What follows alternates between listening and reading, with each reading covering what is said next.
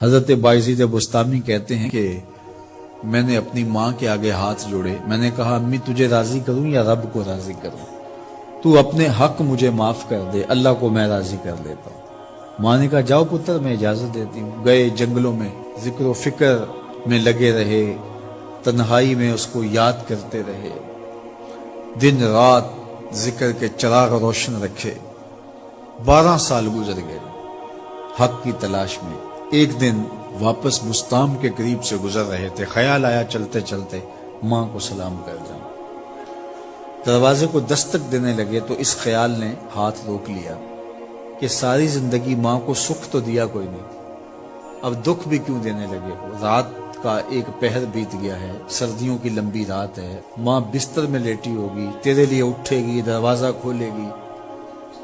دروازے کے ساتھ ہی لگ کے بیٹھ گئے اور ساری رات کاٹ دی، اس خیال سے کہ ماں کو تکلیف نہ ہو۔ جب سحری کا وقت ہوا تو اندر سے جو نالی آتی تھی اس نالی سے پانی آیا، سمجھ گئے میری ماں تہجد کے لیے اٹھی ہے اور وضو کا پانی ہے، تو فوراً دروازے پہ دستک دی۔ اندر سے آواز آئی بیٹا بایزید میں ابھی آئی۔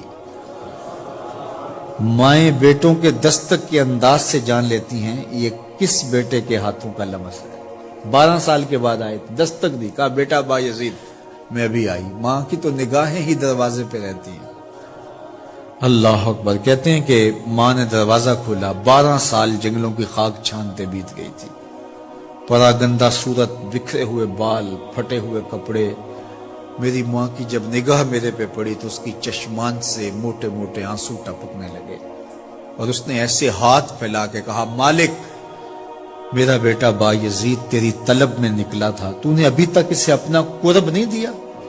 حضرت بایزید بستامی کہتے ہیں 12 سال کی ریاستوں سے جو کچھ نہیں ملا تھا ماں کے اٹھے ہوئے ہاتھوں سے مل گیا۔ میں نے کہا مالک میں تجھے کہاں ڈھونڈ رہا ہوں، تو کہاں موجود ہے؟ تو ماں باپ کی رضا اللہ کی رضا کا دروازہ کھولتی ہے۔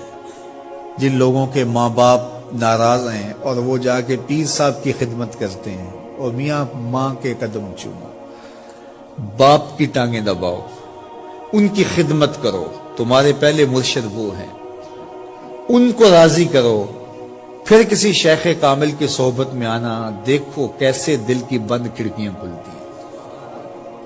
ایک مرشد تو ناراض کر آئے اور دوسرے مرشد سے تمہیں کیا ملے گا؟